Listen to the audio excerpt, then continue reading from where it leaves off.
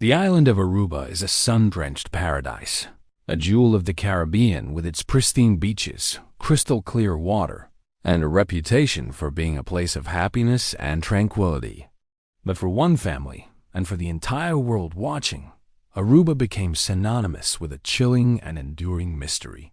On May 30th, 2005, a high school graduation trip to celebrate the end of one chapter and the beginning of another turned into a nightmare when 18-year-old Natalee Holloway vanished without a trace. Her disappearance would not only send shockwaves across two continents, but would also expose the profound complexities of international justice, the unrelenting power of a parent's love, and the terrifying reality that in some cases the truth can remain buried forever. This is the story of a girl who disappeared in paradise, and a suspect who, for a time, seemed to get away with murder. The story of Natalee Holloway is one of the most frustrating and compelling in true crime history. We dive deep into cases like this every week on our channel. If you're a fan of 60-second crime videos that cut through the noise to get to the heart of a story, then you've come to the right place. Don't miss out on our next deep dive. Be sure to hit the subscribe button, leave a comment with your thoughts on the case, and like this video to help us bring these important stories to a wider audience. The background of the victim and suspects. To understand the tragic disappearance of Natalee Holloway, we must first understand the people at the center of this story. Natalee was an intelligent, vibrant 18-year-old from Mountain Brook, Alabama. She had just graduated from high school and was on a celebratory trip with 124 of her classmates, a rite of passage for American teenagers. Natalee was known for her infectious personality, her love of life, and her bright future. She was set to attend the University of Alabama on a full scholarship. For her, this trip to Aruba was a moment of unbridled joy, a final carefree moment before her adult life began. Her mother, Beth Holloway, a schoolteacher, was a dedicated and loving parent. Beth's world, along with the rest of her family's, was about to be irrevocably shattered. The story of Natalee Holloway is inseparable from her mother's relentless quest for the truth, a journey that would span decades and take her from a concerned parent to a tireless advocate for her missing daughter. On the other side of this story are the three young men who were the last to be seen with Natalee. Joran van der Sloot, an 18-year-old Dutch citizen living in Aruba, was a well-known local. He was described by those who knew him as intelligent, charismatic, and handsome, but also manipulative and arrogant. Joran was the son of a prominent judge on the island, a detail that would later complicate the investigation and fuel public speculation about a potential cover-up. Joran was attending the International School of Aruba and had a reputation for being a bit of a party animal. He was not a stranger to trouble, and his involvement in a separate incident of aggression in the past had raised some eyebrows. Joran was accompanied by two brothers, Deepak and Satish Kalpo. They were also from Aruba and had been friends with Joran for some time. They were both younger than Joran, and they would later become key figures in the investigation, as their testimonies would constantly change and conflict with Joran's. The three young men were, on the surface, just a group of friends enjoying a night out. They were locals in a popular tourist spot, a detail that placed them in close proximity to the American high school graduates who had descended upon the island for a week of celebration. The night of Natalee's disappearance, the three men were at Carlos and Charlie's, a popular bar and restaurant in Aruba, where Natalee and her friends had also been celebrating. The paths of these two groups of young people, one on vacation and the other native to the island, crossed in a moment of seemingly innocent interaction. Natalee, a bright and trusting teenager, and Joran, a charismatic and cunning young man, engaged in conversation, and from that moment on, their lives became tragically intertwined. The contrast between Natalee's innocence and Joran's manipulative nature would become the central theme of this case, a story of two different worlds colliding on a beach. With one person disappearing and the other walking away, leaving a trail of lies and unanswered questions. The timeline of the disappearance. The disappearance of Natalee Holloway is defined by a timeline that is as frustrating as it is brief. It begins on the night of May 29, 2005, and ends in the early hours of May 30th, a period of just a few hours that has been dissected and debated for over 2 decades. The evening began with Natalee and her high school friends celebrating their graduation at the Aruba, Marriott Resort, and Stellaris Casino. They had planned to meet up with other classmates at Carlos and Charlie's, a popular nightclub, to continue the festivities. Natalee and her friends were having a good time, but in the early hours of May 30th, a series of events would unfold that would lead to her disappearance. At around 1:30 a.m. on May 30th, Natalee was seen leaving Carlos and Charlie's with Joran van der Sloot and the 2 Kalpo brothers, Deepak and Satish. This was the last confirmed sighting of Natalee. According to her friends, she had been drinking, but she was not so intoxicated that she was unable to walk on her own. She was seen getting into a car with the 3 young men, a moment that was captured by a security camera at the nightclub. The rest of the timeline is based on the conflicting and often fabricated accounts of the 3 suspects. In their initial police interviews, the 3 men claimed that they had dropped Natalee off at her hotel, the Holiday Inn, at around 2 a.m.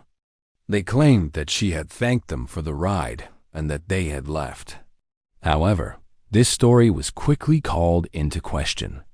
Natalee's friends and family, who were staying at the Holiday Inn, said they never saw her return. The hotel's security cameras also showed no signs of Natalee returning to her room. As the investigation intensified, the suspects' stories began to change. In later interviews, the Kalpo brothers claimed that they had dropped Natalee and Joran off at a different hotel, a story that was also called into question. The suspects' shifting narratives created a frustrating puzzle for investigators. Each new story only served to confuse the timeline further, making it impossible to determine what had truly happened in the hours after Natalee left the nightclub. The crucial time gap in the timeline is between 1:30 a.m., when Natalee was last seen leaving the nightclub, and 8 a.m., when she was reported missing by her friends and teachers.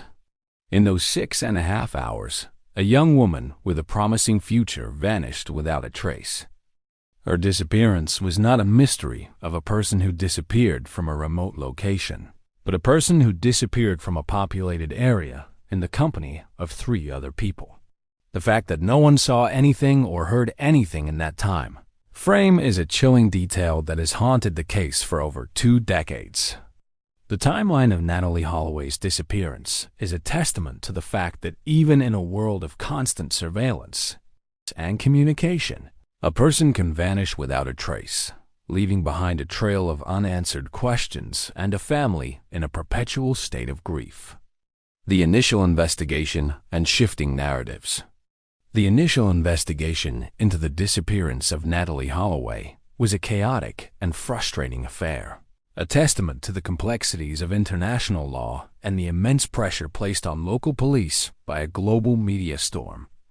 The Aruban Police Department, a small force not equipped to handle such a high-profile case, found themselves in the eye of a hurricane, with every decision scrutinized by the American media and the Holloway family.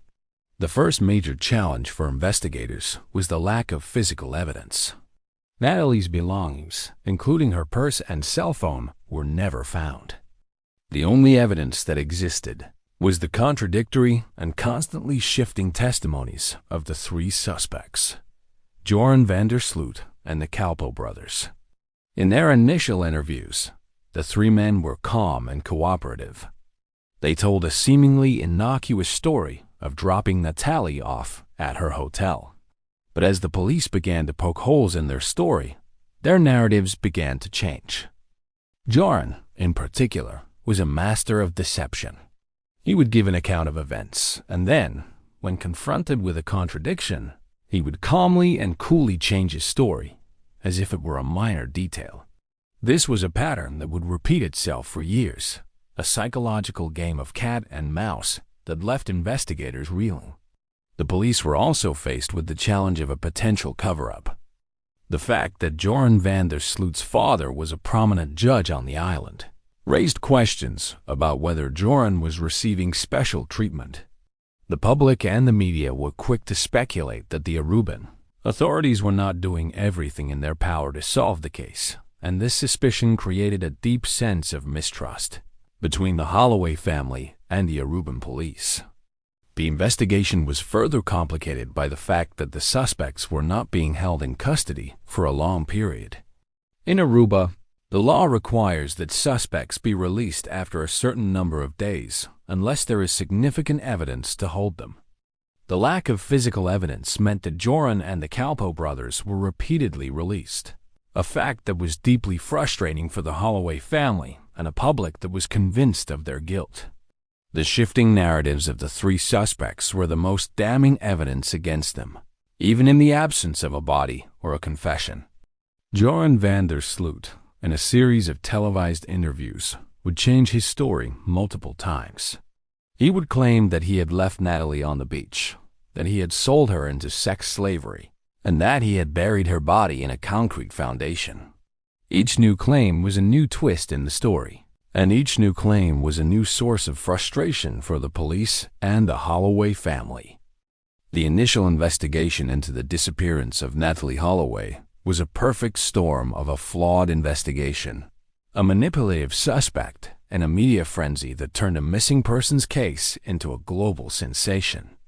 It was a case that would go on to define the careers of many and would leave a lasting impact on the way law enforcement handles international crime. The hunt for Joran van der Sloot and the media firestorm in the years that followed Natalee Holloway's disappearance, the case became inextricably linked to the name of one man, Joran van der Sloot. He became the face of the mystery, a charismatic and elusive suspect who seemed to revel in the media attention and the psychological game he was playing with the Holloway family and the world. The American media, particularly cable news networks, turned the case into a 24/7 news cycle. Beth Holloway, with her heartfelt and impassioned pleas for help, became a symbol of a mother's relentless quest for justice. The media's focus on Beth and her family's struggle created a powerful narrative that put immense pressure on the Aruban authorities to solve the case. This media firestorm, while providing a platform for the Holloway family, also had a detrimental effect on the investigation. The constant pressure from the media and the public created a chaotic environment, and it allowed Joran van der Sloot to play a psychological game of cat and mouse with the investigators and the public. Joran van der Sloot, in a series of bizarre and manipulative interviews, would give conflicting accounts of what happened to Natalee. He would claim that he had left her on the beach, that he had sold her into sex slavery, and that he had buried her body in a concrete foundation. Each new claim was a new twist in the story, and each new claim was a new source of frustration for the police and the Holloway family. He would even go so far as to star in a hidden camera special with a Dutch journalist, in which he claimed he had left Natalee on the beach and that he was innocent.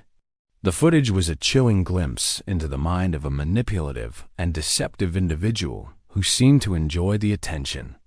In 2008, Joran van der Sloot was briefly incarcerated in Peru for extortion. He had a reputation for being a con artist, and in a chilling twist, he was extorting money from Natalee's family, claiming he would lead them to her body. He accepted the money, but he never delivered on his promise. The extortion charge, while not directly related to Natalee's disappearance, provided a powerful glimpse into Joran's past criminal mind and his willingness to exploit the pain of others for personal gain. The hunt for Joran van der Sloot was a testament to the fact that a suspect can be known, but without a body or a confession, a conviction can be impossible. The Aruban legal system was unable to charge Joran with murder, and for years, he seemed to get away with it. The frustration of the Holloway family and the public was immense. The case of Natalee Holloway was a stark reminder of the limitations of the legal system and the agonizing reality that sometimes justice can remain elusive. Aftermath and legal developments. The disappearance of Natalee Holloway has had a lasting and profound impact on her family, the legal system, and the public's perception of crime. In 2012, Natalee was officially declared dead, a legal step that provided a measure of closure for her family, but did little to answer the enduring questions about what happened to her. For the Holloway family, the aftermath was a long and painful journey toward healing. They had to endure not only the loss of their loved one, but also the public spectacle of her life and disappearance being dissected on television screens for years. Beth Holloway became a tireless advocate for her daughter, and her relentless quest for justice led her to become a powerful voice for change, pushing for new laws that would protect American citizens traveling abroad. The case also had a significant impact on the legal system. The Aruban legal system's handling of the case was heavily criticized by the public and by legal experts. The inability to charge Joran van der Sloot with murder, even with the wealth of circumstantial evidence, exposed the limitations of a legal system that requires a body or a confession to secure a conviction. The case has served as a cautionary tale for other law enforcement agencies, reminding them of the importance of collaboration and communication in international crime investigations. In a chilling and unexpected twist, Joran van der Sloot's criminal career would lead to a brutal end for another woman. On the 5-year anniversary of Natalee's disappearance, Joran murdered Stephanie Flores, a 21-year-old Peruvian student, in a hotel in Lima, Peru. The motive for the murder was robbery. Joran was arrested and confessed to the murder. In 2012, he was sentenced to 28 years in prison in Peru. This conviction, while not directly related to Natalee's disappearance, provided a chilling glimpse into the true nature of Joran van der Sloot and a form of closure for the Holloway family. They knew, with a certainty that had eluded them for years, that Joran was a cold-blooded killer. The case of Natalee Holloway remains a complex and frustrating mystery. The lack of a body, a confession, and a murder conviction in Aruba has left a void in the hearts of her family and a lasting impact on the public consciousness. But the case also serves as a testament to the power of a mother's love, the resilience of a family in the face of unimaginable grief, and the enduring hope that one day, the truth about what happened to Natalee Holloway will finally be revealed. The disappearance of Natalee Holloway is one of the most compelling and haunting cold cases in American history. It is a story that has transcended a simple missing persons case and has become a powerful narrative about the search for truth, the pursuit of justice, and the devastating impact of a crime on a family and a community. The case is a stark reminder of the complexities of international law, the limitations of a justice system that requires a body or a confession, and the agonizing reality that sometimes a person can simply vanish without a trace. The case of Natalee Holloway is a chilling reminder of the fact that even in a world of constant communication and surveillance, a person can disappear, leaving behind a trail of unanswered questions. It is a case that has exposed the flaws of a legal system, the power of a media firestorm, and the relentless determination of a mother who refused to give up hope. The search for Natalee Holloway is not just a hunt for a missing person. It is a search for justice, for truth, and for a sense of closure for a family that has been haunted by a mystery for over 2 decades. The case of Natalee Holloway remains a testament to the fact that even in the absence of a body or a confession, the memory of a person can live on, and the search for justice can never be truly over.